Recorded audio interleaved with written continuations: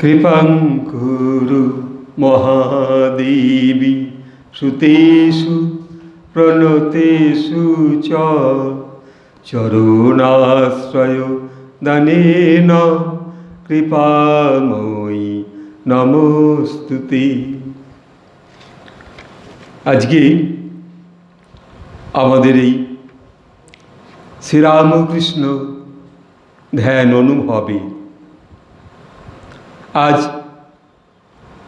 ঠাকুরের কাছে আমাদের এই নিবেদন সমগ্র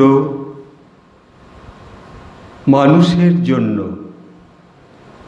তাদের কৃপা শ্রীরামকৃষ্ণের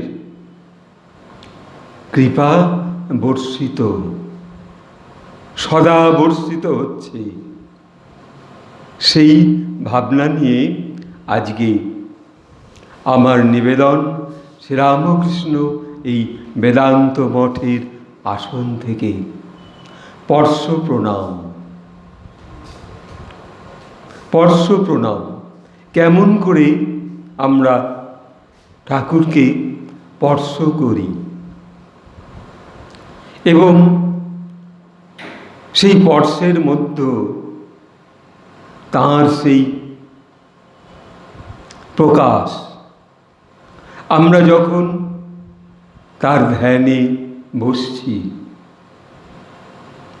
ধ্যান অনুভবে যখন আমাদের এই বসার ইচ্ছা স্বয়ং ঠাকুরের আশীর্বাদে আসছে হৃদয়ের মধ্যে, সেই আশীর্বাদ, সেই কৃপা, সেই যে ঠাকুরের যোগসূত্র, সেই যোগ অনুভব আমরা এই স্পর্শের মধ্যে কেমন করে পাই। আমরা যদি শ্রীরামকৃষ্ণের সেই মূর্তি বা কখনো তার সেই ছবির সম্মুখে বসে ভগবান শ্রীরামকৃষ্ণের কাছে যখন আমরা ধ্যান অনুধ্যানে নীরবে বসব তার আহ্বানে, তখন তিনি আমাদের অন্তরে স্পর্শ করেন। কীরকম স্পর্শ করেন? যখন আমরা ঘুমিয়ে যাই, গভীর নিদ্রায় মগ্ন,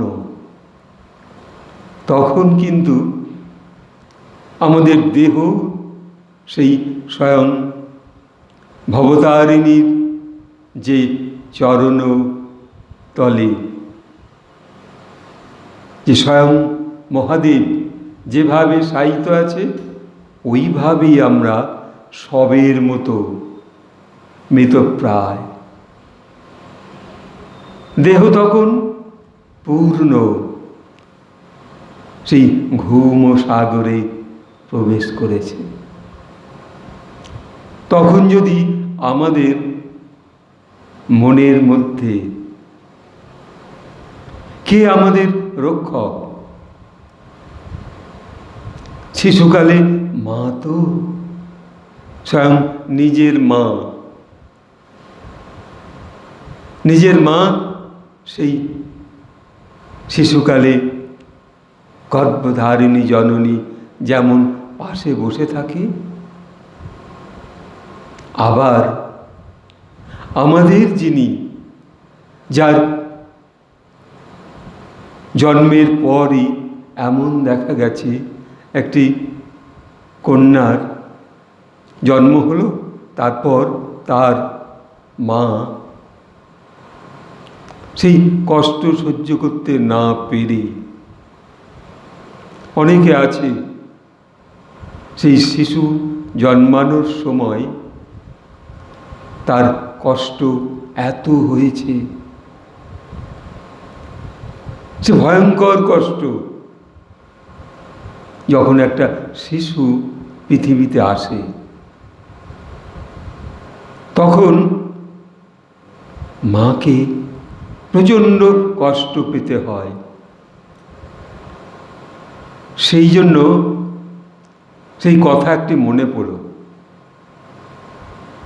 যে child and truth do not come to this world without causing pain to someone. কি অপূর্ব সেই এক সাহেব, এক ডক্টর ব্রায়ানীয় সাহেব, তিনি লিখেছেন তার সেই অপূর্ব অনুভবের কথা যে একটা শিশু যখন পৃথিবীতে আসছে কাউকে না কাউকে, তার মাকে প্রচণ্ড কষ্ট দিয়ে তবে তার এই পৃথিবীতে আসা।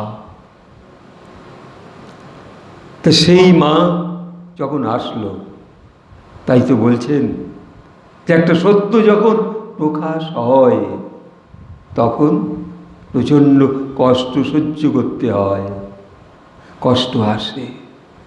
তাই না তিনি বলেছেন ওই অপূর্ব ভাষাটা যে শিশু এবং সত্য যখন পৃথিবীতে প্রকাশ হয় তখন এক মানবিক কষ্ট কি সে বলবো ভয়ঙ্কর দৈহিক কষ্ট মায়ের মধ্যে হয়, তেমনি একটা সত্য যখন প্রকাশ হয় তখনও একটা কষ্ট আসে। নানান রূপ কষ্টের মধ্য দিয়ে সেই সত্যটা প্রকাশ হয়। তাই না বলেছেন child and truth do not come to this world without causing pain to someone. তা যখন সেই কষ্ট শিশুটি ভোগ করতে করতে মহাবিশ্বের আলো স্পর্শ করল, তখন দেখা গেছে আমি আমার এক দৃশ্য দেখেছি। তারপরে ওটি থেকে শুধুমাত্র শিশুটিকে নিয়ে আসা হলো। শিশুটি তখন চিৎকার করছে, শিশুকন্যা, মা আর নেই। মা সেই কষ্টের মধ্যে পড়ে তার শারীরিক কিছু দুর্বল ছিল, সে মারা গেল। এইবার কোন মা, কোন সেই মহিষী মা যিনি এই মহাবিশ্বের আলো প্রকাশের মধ্য দিয়ে সেই শিশুটিকে লক্ষ্য করছে? সেই যে লক্ষ্য, সেই তো স্পর্শ প্রণাম। তিনি স্পর্শ করে আছেন তার দৃশ্য দিয়ে, তার চোখের দৃষ্টি দিয়ে। তার চোখের দৃষ্টির বাইরে ওই শিশুটি যেতে পারে না। কখন তাকে কে সেবা করবে? হয়তো কোনো আত্মীয়, তারা যেরকমই হোক, অথবা হয়তো কিছুই নেই। এমনও হয়েছে। তখন ওই শিশুটির কি লাগবে? কোথায় সেই মাতৃদুগ্ধ?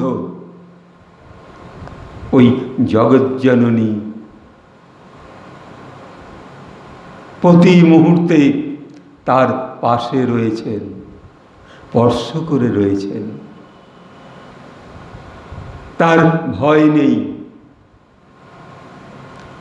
সেই সদ্যজাত শিশু অনুভব করছেন, অনুভব করছে বাচ্চাটি যে আমার পাশে কেউ না কেউ আছে। সে জানে না তার মা নেই। অথচ মা মা করে ওয়া ওয়া করে কাঁদতে কাঁদতেই ক্লান্ত হয়ে কখনো ঘুমিয়ে পড়ছে, আবার ঘুম থেকে উঠে চিৎকার মায়ের জন্য।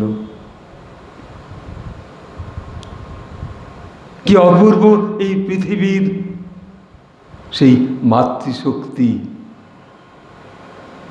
সেই মহামায়া। তখন তাকে স্তন দুগ্ধ পান করাচ্ছে অন্যের দ্বারা, কখনো অন্যভাবে। তিনি জোগাড় করে দিয়েছেন আর একজনকে। শিশুটির পাশে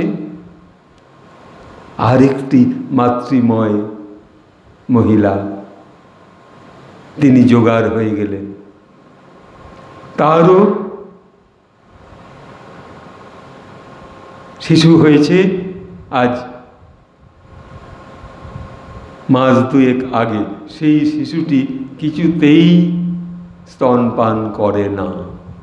দেখুন কিরকম ভগবানের কোন পর্যায়ে এসে ওই শিশুটি ওই মায়ের কাছে পৌঁছে গেল। তারপর সেই মা,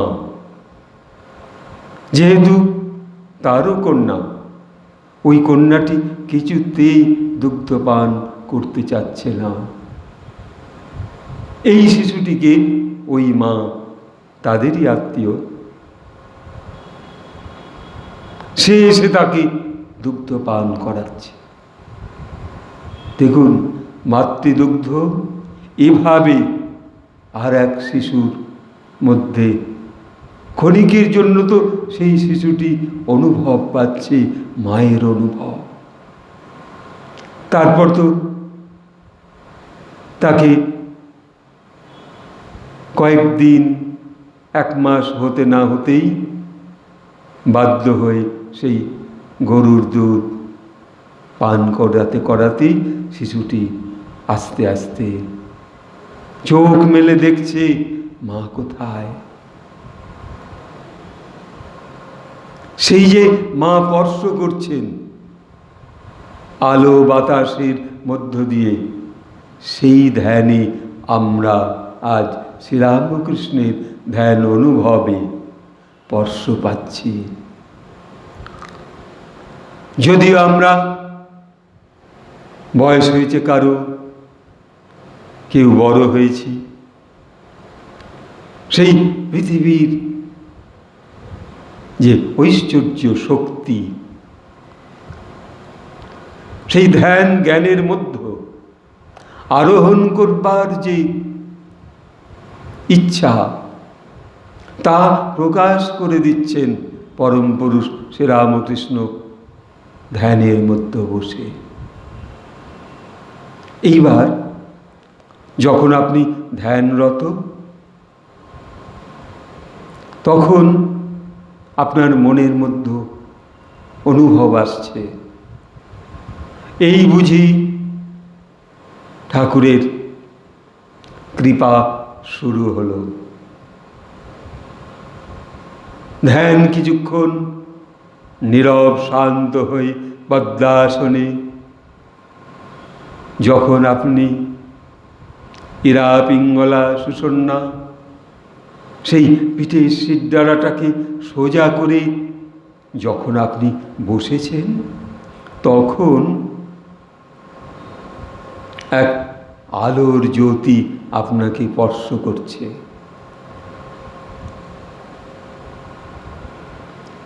কিভাবে আপনার শরীর মনের মধ্যে একটা শান্ত ধীর অনুভব, আপনি আপনার আজ্ঞা চক্রে তা অনুভব করতে পারছেন। কখনো মনে হচ্ছে এই তো আমার সেই মানুষ নেত্র, কখনো সামান্য চোখটাকে ঠাকুরের দিকে ফিরিয়ে দেখে মনে হলো যেন একটা আলোর জ্যোতি আমার ওই আজ্ঞাচক্রে মধ্য দিয়ে প্রবেশ করছে শরীরের, মনের, সারা শরীর যেন একটা শান্ত শক্তির বিকাশ হচ্ছে। আপনি তখন কোনো চঞ্চলতা বোধ আপনার মধ্যে আসবে না। তিনি তখন স্পর্শ করে আছেন। সেই যৌগদীপ্ত ইচ্ছা, সেই অ্যাসপিরেশন, সেই যে আপনার মধ্যে যে প্রবেশ করছে আলোর উৎসব, নির্মল জ্যোতির যে প্রকাশ, তখন যেন আপনার সেই দুয়ার খুলে গেছে। ধ্যানমগ্ন অনুভবের মধ্য দিয়ে আপনি আহ্বান করছেন শ্রীরামকৃষ্ণের। হয়তো সেই অনুভবের মধ্যে আপনি ভুলে গেছেন সব, মনে নেই, কিন্তু মনের অনুভবের মধ্যে একটা যেন স্পর্শ, একটা আলোর শক্তির যে বিকাশ হচ্ছে, তা ধীরে ধীরে ধ্যান অনুভবে আপনার মধ্যে আরো উজ্জ্বল হচ্ছে। মনের মধ্যে আপনি কখন বসেছেন ঘড়ির দিকে তাকানোর আর ইচ্ছা নেই। সময় কত দূর আমার মধ্যে, এই যে সময়টা, সেই সময়টা আপনাকে যেন সেই অন্তর্যামীর সঙ্গে যুক্ত করেছে। এই তো যৌগদীপ্ত ধ্যান। আপনি ভাবছেন আমার আজ আর কোনো মনোক্লান্তি দূর হয়ে গেছে, শরীর একেবারে ধীরে ধীরে মনের মধ্যে সমস্ত দুশ্চিন্তা চলে গেছে। আপনার অন্তরের মধ্যে তখন সেই দীপ্ত আলোর শক্তি প্রকাশিত। তখন আপনি স্পর্শ করে আছেন কাকে? তখন স্পর্শ করে আছেন সেই যৌগদীপ্ত আলোকে। যখন সে চরণ যেন আপনি অনুভব করতে পাচ্ছেন আপনার সম্মুখে। আপনি মনে মনে ভাবছেন, এ কি দৃশ্য, কি অপার আনন্দ, কে আমাকে দান করছেন এই আলোর মুহূর্ত।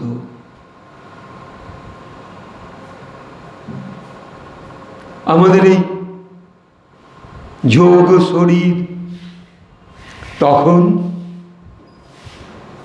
স্তম্ভিত, চোখের সম্মুখে আর কিচ্ছু নেই, আছে শুধু সেই পূর্ণ শরীর, সেই নারায়ণের মতো আপনি দেখতে পাচ্ছেন আপনার সম্মুখে স্বয়ং শ্রীরামকৃষ্ণ। গায়ের লোমকূপগুলো যেন কখনো বারে বারে শিহরিত হচ্ছে,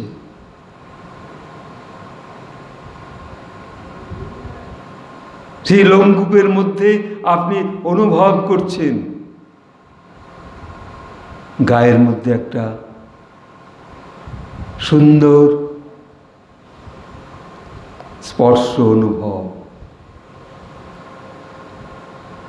এই কি ঠাকুরের সেই আশার আলোর স্পর্শ? সেই বাতাস যেন রোমাঞ্চিত করে তুলছে শরীরের প্রতিটা কোষ, অনুভব, প্রতিটা সূক্ষ্ম সূক্ষ্ম শিরা উপশিরা যেন গ্রহণ করছে ঠাকুরের সেই স্পর্শ। আমরা এই আজ শ্রীরামকৃষ্ণের এই যে যোগ ধ্যানে তার যে অনুভব, তিনি এখনো মহাবিশ্বের সকলকে তিনি দান করে যাচ্ছেন। কোথাও কোনো ক্ষুদ্র প্রাণ সেও ঠাকুরের কাছে আসছে, হয়তো অন্য কোনো শরীর ধারণ করে। এরূপ ছোট ছোট অনেক গল্পও আছে। পরম ভক্ত, স্বয়ং শিবের ভক্ত, একজন ভক্তের ইচ্ছা হলো স্বয়ং শিবকে সে প্রদক্ষিণ করবে, আর সঙ্গে যে পার্বতী রয়েছে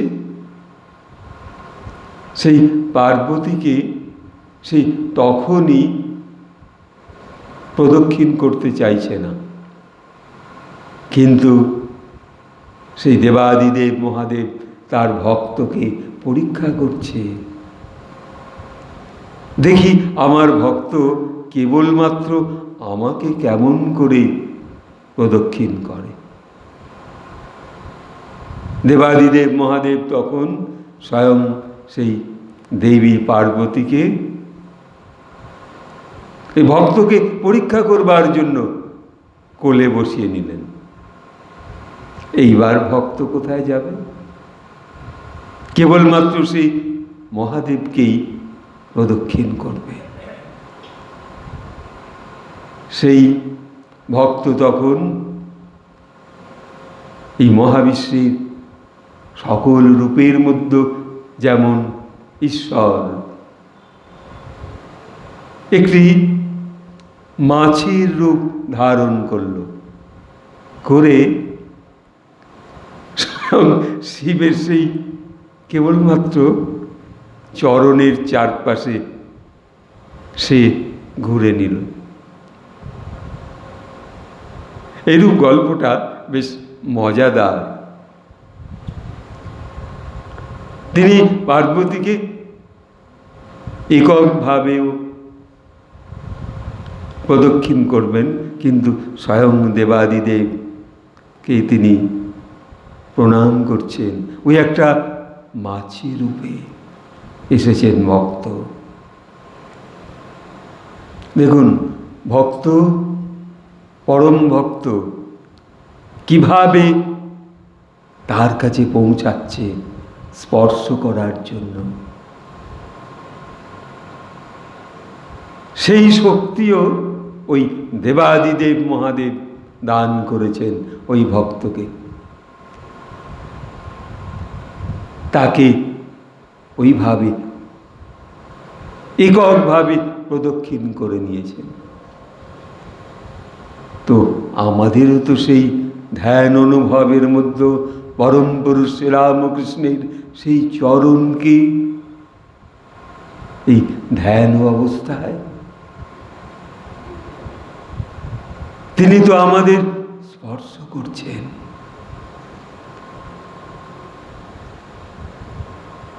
সেই যে মহাবিশ্বের শক্তি,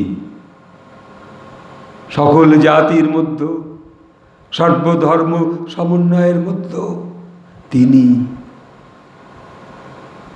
এক একটা জাতি, মানুষ, সংঘ এক এক রকম ভাবে তাকে প্রণামও করেছে। শ্রীরামকৃষ্ণের চরণে কেউ চুম্বন দিয়ে প্রণাম করেছে তার ফটোতে, কি না? তিনি খ্রিস্ট ধর্মে যিশুকে যেভাবে প্রণাম করেন ওই রকম প্রণাম করলেন। সেও তো এক স্পর্শ প্রণাম। তো আমাদেরও তো কখনো ইচ্ছা হয় ঠাকুরকে একটু স্পর্শ করব, কিন্তু আমরা ভয় পাই। কখনো ভাবি ঠাকুরের এই ফটোর মধ্যে চুম্বন দেব, যদি এটো হয়ে যায়। কিন্তু কোনো কোনো সাধারণ ভক্ত যারা ওই ত্রয়ীর ফটো রেখেছেন কাছে বা তার গৃহে, কখনো কখনো এই ছোট্ট ফটোটায় একবার কপালে লাগাচ্ছেন, একবার চুম্বন দিয়ে পকেটে রেখে দিলেন। তাও কিন্তু তার মধ্যে সেই স্পর্শ আসলো।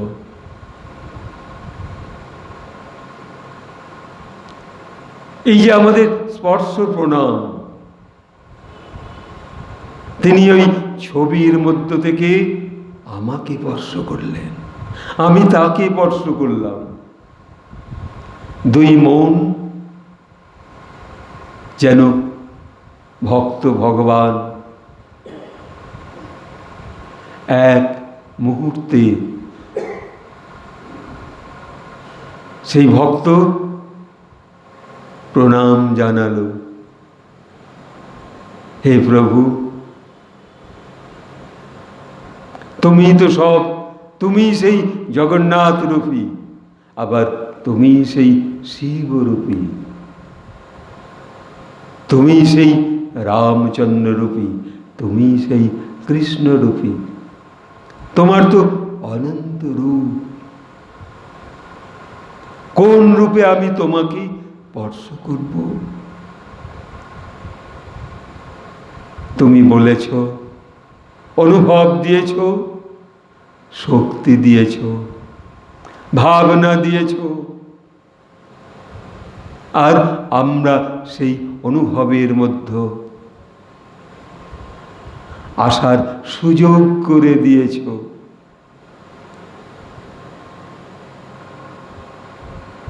চঞ্চল মন, কর্মব্যস্ত, হ্যাঁ, সেই কর্ম করে তবে তো আমার সেই নীরব বসবার, নিশ্চিন্ত হয়ে বসবার সময়টুকু সেও তিনি দান করছেন তাকে স্পর্শের জন্য।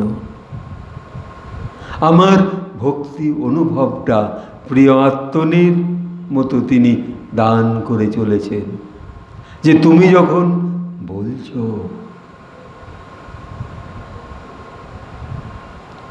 জয় রামকৃষ্ণ, জয় রামকৃষ্ণ, তুমি যখন প্রণামে বলছো, সেই প্রণামের সঙ্গে, ভাষার সঙ্গে যে আমার শ্বাস প্রশ্বাস উচ্চারিত করছে তোমার নাম।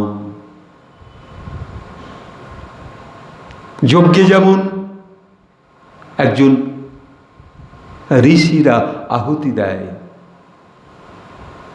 প্রণাম মন্ত্র বা যজ্ঞের পূজা মন্ত্র দিয়ে আহুতি দেয়। কখনো অঙ্গুলির বিভিন্ন ধরনের যে ক্রিয়া আছে সেইভাবে আচমনের মধ্য দিয়েও তোমার স্পর্শ, ভাবনার মধ্যে, ধ্যানের মধ্যে, প্রণামের মধ্যে যেন তখন আমরা অনুভব করতে পারি ঠাকুর আজ কেমন করে সুন্দর আমার এই সময়টা দান করেছেন। সংসারের সব কর্ম, সারাদিনের ব্যবসার কাজ, কর্মের কাজ যা যা ছিল সব শেষ করে এখন তিনি যোগ শক্তির অনুভব দান করছেন। এই তো সেই স্পর্শ। কখনো কখনো অনুভব হয় কোনো ভক্তের মধ্যে ভীষণভাবে। ভক্ত সেই সাষ্টাঙ্গে প্রণামের সময় যখন হাতটি বাড়িয়ে দেয়, তখন সেই ভক্তের হাত যেন স্তম্ভিত হয়ে পড়ে। ঠাকুরের চরণ হয়তো ছোঁয়া গেল। আরে ঠাকুর কত কষ্টে আমার এই সম্মুখে আসলো, এই আশার অনুভব আমরা শ্রীরামকৃষ্ণের এই ধ্যান অনুভবের মধ্য দিয়ে, আর যদি তোমাকে স্পর্শ পাই, সেই স্পর্শের মধ্য দিয়ে আজকে আমাদের এই প্রকাশ। আপনারাও যারা আমাদের এই শ্রীরামকৃষ্ণ বেদান্ত মঠের যে চ্যানেল, এখান থেকে যারা দর্শন করছেন, আপনাদের মধ্যেও সেই ধ্যানস্পর্শ প্রবেশ করবে এই বিশ্বাস। আজ এইটুকু বলে শেষ করার আগে আপনাদের বলবো, আপনারা যখন ওই আলোর ইউটিউবের মধ্যে সাবস্ক্রাইব করে স্পর্শ করছেন, শেয়ার করছেন, লাইক করছেন, আর আপনি আপনার কমেন্ট লিখবেন, সেও কিন্তু ওই আলোর সঙ্গে যেন স্পর্শ। তাই এইটুকু বলে সকলকে শ্রদ্ধা ভালোবাসা জানিয়ে এখানে শেষ করছি। ওম স্থাপকায় চ ধর্মস্য সর্বধর্ম স্বরূপিণে অবতার বরিষ্ঠায় শ্রীরামকৃষ্ণায় তে নমঃ।